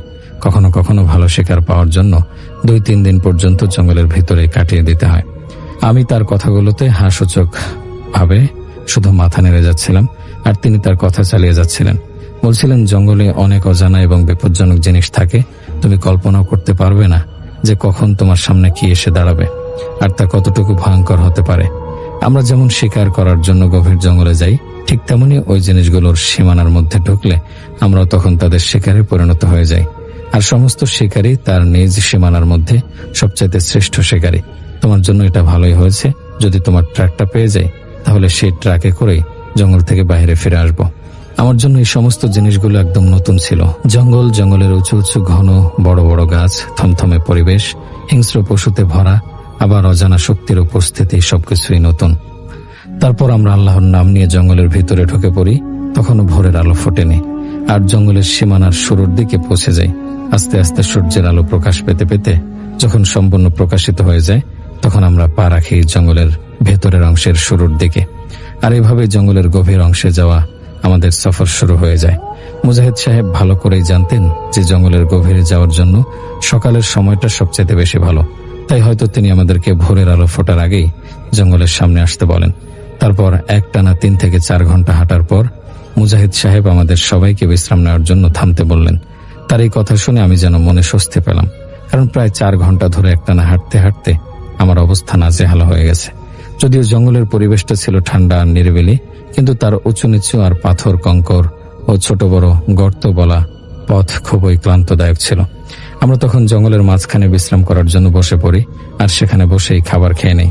খাওয়া দাওয়ার পর্ব শেষ হলে যে যার মতো এই দিক সেই দিকের কথাবার্তা বলে গল্পগুজব শুরু করে। প্রায় 1 ঘন্টার মতো বিশ্রাম নেওয়ার পর আমরা আবার উঠে পড়ি সফরের জন্য। জঙ্গলের এত গভীরে আসার পরেও ট্রাকের কোনো নামগন্ধ পাওয়া গেল না। তারপর আমরা হাঁটতে হাঁটতে আরো 3, 4, 5 ঘন্টা অতিক্রম করি। আর এমন সময় মুজাহিদ সাহেব আমাদেরকে থামার ইঙ্গিত দেন, কারণ সে রাতের ক্যাম্প বানানোর জন্য একটি উপযুক্ত জায়গা দেখতে পেয়েছিলেন। তারপর আমাদের সকলকে উদ্দেশ্য করে বললেন, আমাদের হয়তো আজ রাত জঙ্গলে এখানেই কাটাতে হবে, কারণ আমরা জঙ্গলের ভেতরে আসার পরেও তার ট্রাকের কোনো সন্ধান পাইনি। তাই আমাদেরকে আরো ভেতরে যেতে হবে। তবে আজ আর নয়, কারণ রাত হয়ে আসছে, আবার সকালে সফর করতে হবে। তাই আজ রাতটুকু এখানে কাটাবো। মুজাহিদ সাহেব ক্যাম্পিং এর জন্য যে জায়গাটি নির্বাচন করেছিলেন সেটি একটি ছোট্ট সমতল ভূমি ছিল, আর সে ভূমিটির পাশ ঘেঁষেই ছোট্ট একটি পানির ধারা বয়ে গিয়েছিল, যা ক্যাম্পিং এর জন্য একেবারে উপযুক্ত জায়গা ছিল। মুজাহিদ সাহেব তার দুঃসঙ্গীত নিয়ে টেন্ট বানাতে শুরু করে, আর আমাকে আশপাশ থেকে লাকড়ি কুড়িয়ে আনার দায়িত্ব দেন, যাতে রাতভর আমরা সেই লাভলি ক্যাম্পের সামনে জ্বালিয়ে হিংস্র পশুদের আক্রমণ থেকে বাঁচতে পারি। তারা তাদের কাজে লেগে পড়ে, আর আমিও লাকড়ি সংগ্রহ করতে আশেপাশের দিকটায় চলে যাই। সময়টা তখন প্রায় সন্ধ্যা নেমে এসেছে। আমি লাকড়ি সংগ্রহ করতে শুরু করলাম। কিছুক্ষণ পর আমার মনে হলো কেউ যেন আমার নাম ধরে বারবার ডাকছে। কণ্ঠস্বরটি ছিল একজন মহিলার। আমি খুবই অবাক হয়ে যাই, কারণ আমরা সবাই তো পুরুষ ছিলাম, আমাদের সাথে কোনো মহিলা আসেনি।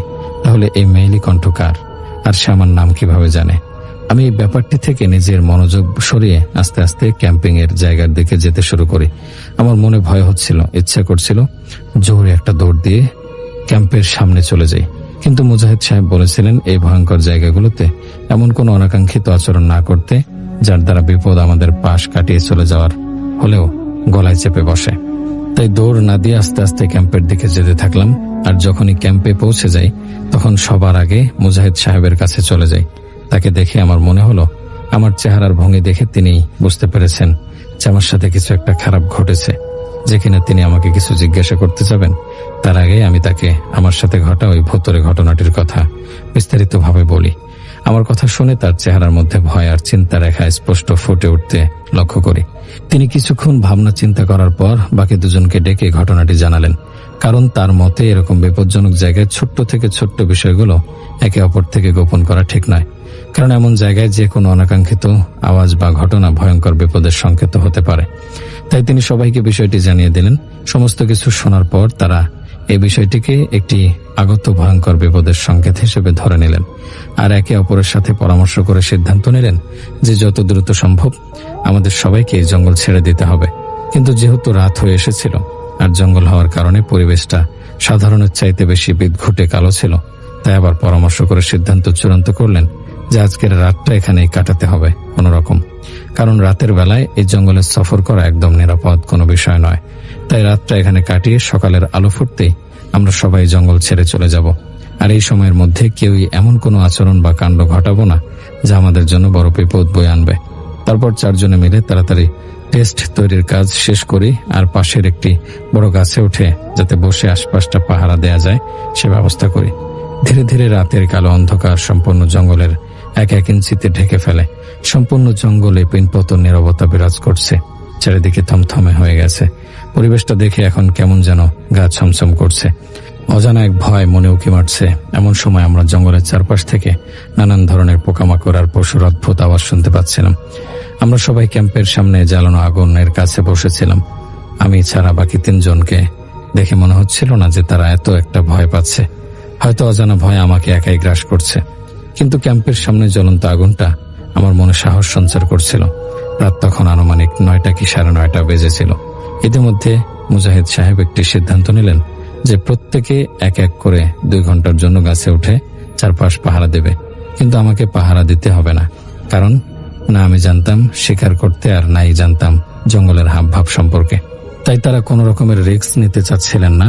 যেহেতু আমাকে এই দায়িত্ব থেকে দূরে রাখা হয়েছিল, তাই আমার জন্য এটি একটি স্বস্তির ব্যাপার ছিল। মুজাহিদ সাহেবের দায়িত্বটি ছিল 3য় বারের, অর্থাৎ প্রথম 2 জন পাহারা শেষ করলে 3য় নম্বরের সে পাহারা দেবে। আর ইতিমধ্যে একজন পাহারা দেওয়ার জন্য গাছে উঠে পড়েছিল। জীবনের প্রথম জঙ্গলের মধ্যে উঁচু নিচু বন্ধুর পথ চলার কারণে আমি প্রচন্ড রকমের ক্লান্ত ছিলাম। জঙ্গলের পরিবেশটা যদিও ছিল খুবই বেশি কালো বিদঘুটে আর ভয়ঙ্কর, কিন্তু আবহাওয়াটা খুব সুন্দর ছিল, ঠান্ডা স্নিগ্ধ। যে কোনো ক্লান্ত ব্যক্তি খুব সহজেই এরকম আবহাওয়ায় ঘুমিয়ে পড়বে।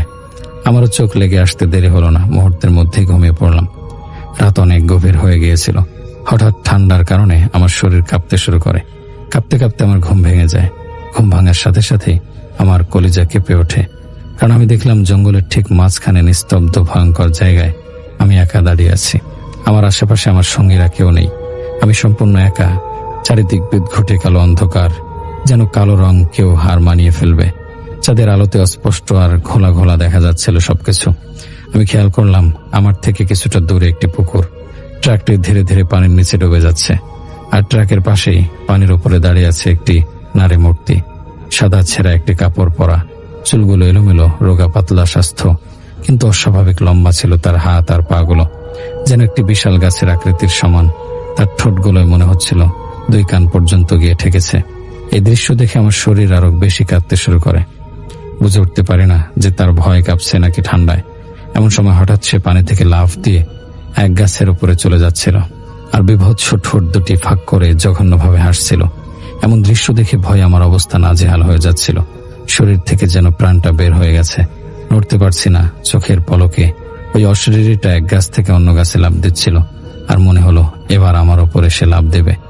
ভয় আর আতঙ্কে আমার চোখ দুটি বন্ধ হয়ে এলো। চোখ বন্ধ হতেই আমি অনুভব করতে পারলাম আমার চোখের সামনে খুবই জমকালো একটি আলো উপস্থিত হয়েছে, আর সেই আলো আসার সাথে সাথেই ছায়ামূর্তিটি আর্তনাদ করতে শুরু করে। আমি চোখ খুলি, কিন্তু তার পাশে এত তীব্র আলো ছিল যে আমার চোখ যেন ঝলসে যাবে। কিছুই দেখতে পারছিলাম না। আতঙ্ক আর সহ্য করতে না পেরে হঠাৎ আমি চোখ খুললাম আর নিজেকে নিজের জায়গাতে পেলাম যেখানে ঘুমিয়েছিলাম। অর্থাৎ এতক্ষণ আমি স্বপ্ন দেখছিলাম, কিন্তু স্বপ্ন কি অনুভব করা যায় নাকি, সেগুলো তো আমি অনুভব করতে পারছিলাম। ঘুম থেকে ওঠার পরেও আমার শরীর কাঁপছিল, আর ঠান্ডার মধ্যেও অঝরে ঘামছিলাম। আমার নিঃশ্বাস ভুলে গিয়েছিল, আর দম বন্ধ হয়ে যাওয়ার মতো অনুভব হচ্ছিল। উঠে দেখলাম মুজাহিদ সাহেব পাহারা দিচ্ছেন। আমাকে আতঙ্কে দেখে তিনি গাছ থেকে নেমে আমার কাছে আসলেন আর জিজ্ঞাসা করলেন কি হয়েছে। আমি তাকে জানালাম আমি একটি দুঃস্বপ্ন দেখেছি, আর স্বপ্নে আমি যা যা দেখেছিলাম তা বিস্তারিতভাবে তাকে জানাই। আমার স্বপ্নের কথা শুনে তিনি আরো বেশি দুশ্চিন্তায়, কারণ এটি কোনো দুঃস্বপ্ন ছিল না, বরং বিপদের সংকেত ছিল। তিনি তৎক্ষণাৎ তার ব্যাগ থেকে একটি ছুরি বের করলেন। ছুরিটি অদ্ভুত এক ভাষায় কিছু মন্ত্রের মতো লেখা ছিল। তিনি ছুরিটি মুখের সামনে নিয়ে আরো কিছু বের করে পড়ে 2 হাত দিয়ে চেপে ধরলেন, আর হাওয়ার মধ্যে একটি ক্রস চিহ্ন এঁকে সেই প্রশ্নের মধ্যে ছুরিটিকে বেঁধলেন, যেন কোনো মানুষ অন্য একজন মানুষের বুকে ছুরি বেঁধে দেয় ঠিক সেভাবে। এমন সময় হঠাৎ করে একটি মহিলার ভয়ঙ্কর চিৎকার শব্দ শোনা গেল। সেই শব্দটি একেবারে হুবহু আমার স্বপ্নে দেখা মহিলার কণ্ঠের সাথে মিলে যাচ্ছিল। আর ওই চিৎকারের বিকট আওয়াজে অন্য 2 জন সঙ্গীও ঘুম থেকে উঠে গেল। মুজাহিদ সাহেবও আতঙ্কিত হয়ে ওই চিৎকারটা শান্ত হওয়ার পর আমরা আমাদের টেন্টের আশপাশে বড় গাছগুলোতে কিছু একটা লাফালাফির মতো শব্দ শুনতে পাই। অন্যান্য শিকারীরা বুঝতে পারলেন না যে এটি কিসের শব্দ হচ্ছে। আমরা সবাই ভয়ে আতঙ্কিত হয়ে পড়েছিলাম। মুজাহিদ সাহেব হয়তো আন্দাজ করতে পেরেছিলেন যে এটি কোনো স্বাভাবিক বিষয় নয়, বরং অশুভ শক্তির উপস্থিতির লক্ষণ। আমার ভয়ের কোনো সীমা ছিল না। এতক্ষণ নীরব থাকা জঙ্গলটি অদ্ভুত কিছুর উপস্থিতি আর ভয়ঙ্কর শব্দের কারণে খুব বিভৎস এক পরিবেশে পরিণত হয়ে গেল। মুজাহিদ সাহেব আর 2 সঙ্গী তাদের টর্চের লাইটগুলো গাছের দিকে মেরে কিসের আওয়াজ আসছে তা দেখার চেষ্টা করছিলেন। একসময় তাদের লাইটের আলো গিয়ে পড়ে একটি গাছের একদম উপরে, আর সেই আলোতে আমরা সবাই দেখতে পাই একটি অশরীরী সেখানে বসে আছে। তাকে ঠিক সেই রকম দেখা যাচ্ছিল যেমনটা আমি স্বপ্নে একটি মহিলাকে দেখেছিলাম। রোগা পাতলা শরীর, হাত পাগুলো অস্বাভাবিক লম্বা, আর পরনে সাদা ছেঁড়া কাপড়, ঠোঁট দুটি দুই কানে গিয়ে ঠেকেছে। কিছুক্ষণের জন্য ভয়ে আমরা সবাই জমে গেলাম, কিন্তু পরক্ষণে মুজাহিদ সাহেব তার রাইফেলটি উঠিয়ে সেই অশরীরের দিকে একটি গুলি ছোড়েন, আর গাছ থেকে কিছু একটা ভাব করে মাটিতে পড়ার শব্দ আসে। মুজাহিদ সাহেব তার টর্চটা সেই দিকে মাটির উপর মারেন, কিন্তু সেখানে কিছুই ছিল না। গাছের উপরে আলো মেরে দেখেন সেখানেও কিছুই নেই। এবার ভয় আমাদের সবাইকে চারিদিক থেকে ঘিরে ধরেছে। সবার শরীরে রক্ত হিম হয়ে যাচ্ছিল, হাত পা অসাড় হয়ে আসছিল, অনুভব শক্তি যেন হারিয়ে ফেলেছি সবাই। অনেকক্ষণ মূর্তির মতো থেকে একজন সঙ্গে কাঁপতে কাঁপতে মুজাহিদ সাহেবকে জিজ্ঞাসা করলো, এটা কি ছিল? আদৌ কি এটি কোনো পশু পাখির জাতের মধ্যে পড়ে? মুজাহিদ সাহেব বললেন, আমি নিজেও জানি না এটি কি ছিল। আমার এত বছরের শিকারী জীবনের অভিজ্ঞতায় আমি এরকম অদ্ভুত কিছু এর আগে আর কখনোই দেখিনি। সবাই এক সমান ভীত হয়েছিলাম, আর সিদ্ধান্ত নেই যে সকালের আলো ফোটা পর্যন্ত কেউ দু চোখের পাতা এক করব না।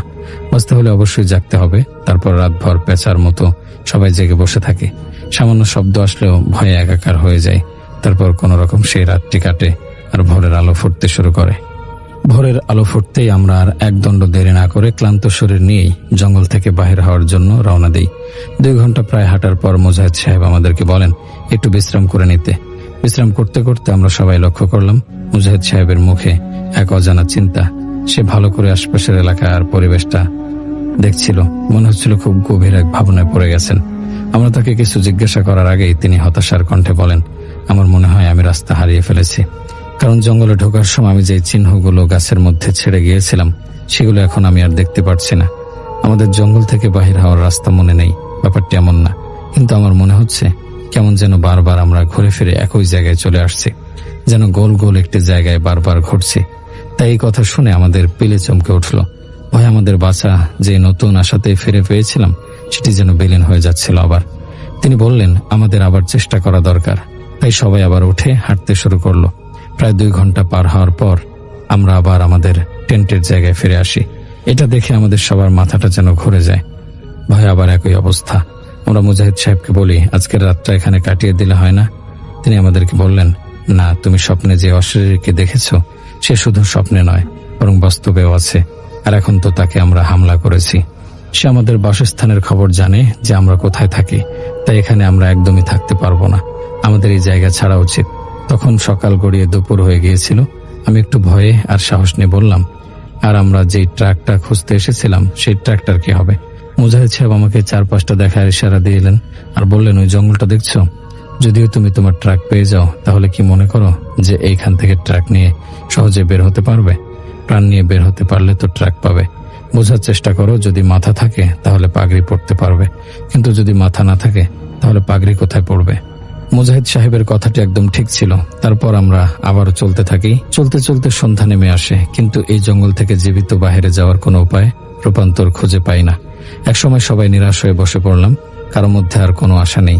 যে যার মতো বসে আল্লাহ তাআলাকে ডাকতে থাকলাম, আর সবাই কাঁদছিলাম। এমন সময় আমাদের সঙ্গীদের মধ্যে একজন বলে ওঠে, সে নাকি জ্বলন্ত কাঠের গন্ধ পাচ্ছে। মুজাহিদ সাহেব তাড়াতাড়ি সেই গন্ধ শোকার চেষ্টা করেন, আর তৎক্ষণাৎ আমাদের সবাইকে নিয়ে ওই ঘ্রাণ অনুসরণ করে এগোতে শুরু করেন।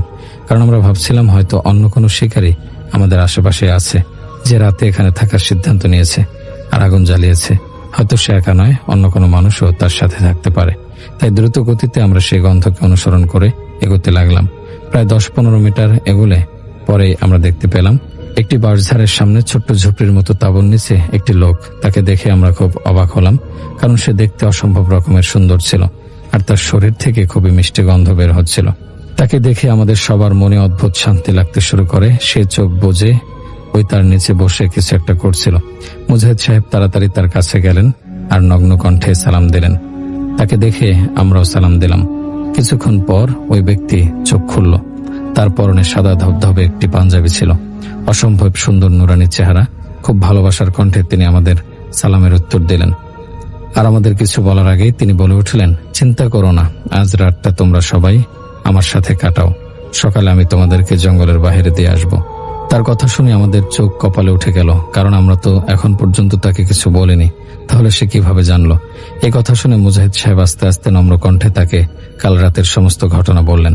লোকটি মুচকি হেসে বললেন, ধৈর্য রাখো, আল্লাহ তাআলা অবশ্যই সাহায্য করবেন। তার কথাগুলো শুনে আমরা খুবই স্বস্তি অনুভব করছিলাম, আর মনে হচ্ছিল সে আমাদের মনের কথাগুলো প্রকাশ করার আগেই অক্ষরে অক্ষরে বুঝে যাচ্ছে। আমরা তার কথা মতো সেখানে রাত্রি যাপন করার সিদ্ধান্ত নিয়ে নেই, আর কোন রকম একটি টেন্ট বানিয়ে ট্রেনটির মধ্যে ঢুকে যাই। তবে আমাদের ভয় হচ্ছিল, যদি আজ রাত ও গত রাতের মতো দৃশ্য সহ্য করতে হয় তাহলে কি হবে। কিন্তু খুব ক্লান্ত হওয়ার কারণে আর ওই নুরানি চেহারাওয়ালা লোকটির অভয় পেয়ে আমরা ঘুমিয়ে পড়লাম। জানি না কতক্ষণ ঘুমিয়েছি, কিন্তু হঠাৎ এক বিকট হাসির শব্দে আমার ঘুম ভেঙে যায়, আর আমি উঠে বসি। আমি উঠে দেখি ওই শব্দটা শুধু আমি শুনিনি, বরং সবাই শুনেছে। মুজাহিদ সাহেব সহ সকলে আমরা ভয়ে একাকার হয়ে পড়লাম। এমন সময় চারিপাশের পরিবেশে একেবারে ঘন কালো হয়ে গেল। বিকট শব্দ আসছিল হাসির, সে চেনা অশ্লীল সব হাসি। মুজাহিদ সাহেব আর তার দুই সঙ্গী তৎক্ষণাৎ রাইফেল গুলিতে থেকে গুলি চলতে শুরু করে ওই অশ্লীলের দিকে। ওই অশ্লীলের বিকট হাসি দিয়ে বলে, তোরা কি মনে করিস তোরা বসতে পারবি? আমি থাকতে তা কখনো সম্ভব হবে না। তোদের সবাইকে মরতে হবে। এই জঙ্গল থেকে তোদেরকে আমি বের হতে দেব না। তোরা আমার সীমানায় এসেছিস। এই কথাগুলো বারবার পরিবেশে ধ্বনিত হচ্ছিল। আমরা খেয়াল করলাম ওই নুরানি চেহারাওয়ালা লোকটার কোনো প্রতিক্রিয়া নেই। তিনি চোখ বন্ধ করে আত্মাহিয়াতুস স্রোতে বসে আছেন। আমরা চারজন ছুটে তার কাছে গেলাম আর ভয়ে তাকে জড়িয়ে ধরলাম। সে আমাদের সরিয়ে দিয়ে আকাশের দিকে হাত তুলে কি যেন বিড়বিড় করে পড়তে থাকলেন। চারিদিকে পরিবেশ ক্রমশ ভয়ঙ্কর থেকে ভয়ঙ্কর রূপ নিচ্ছিল। এমন সময় সে উঠে দাঁড়ালেন আর চোখ মেললেন। তখন আমাদের ঠিক বরাবর সামনে দুই হাত ধরে আমরা একটি ছায়ামূর্তিকে স্পষ্ট হতে দেখছিলাম। সেই মহিলার ছায়ামূর্তি, সেই স্বপ্নে দেখা অশ্লীল, যা গত রাতেও আমার জীবনের কিয়ামত করে দিয়েছিল প্রায়। নুরানি চেহারাওয়ালা লোকটা তার একদম কাছে চলে গেলেন আর খুবই আলতো কণ্ঠে বললেন, তুমি এমন সব লোকদেরকে শাস্তি দেওয়ার জন্য উঠে পড়ে লেগেছ যারা তোমার কথা কিছুই জানে না। তোমার সাথে ঘটা ঘটনার মধ্যে যাদের কোনো দায় নেই। তুমি এই প্রতিহিংসা বন্ধ করো, কারণ এটি তোমাকে শুধুমাত্র বিপদের দিকে নিয়ে যাবে, আর তোমার প্রতিটি কর্মকাণ্ড লিপিবদ্ধ করা হচ্ছে। তাই তুমি মহান রবকে ভয় করো। তার এই কথাগুলো বলার পর আকস্মিকভাবে পরিবেশ একদম আগের মতো নীরব আর মনোমুগ্ধকর হতে শুরু করলো।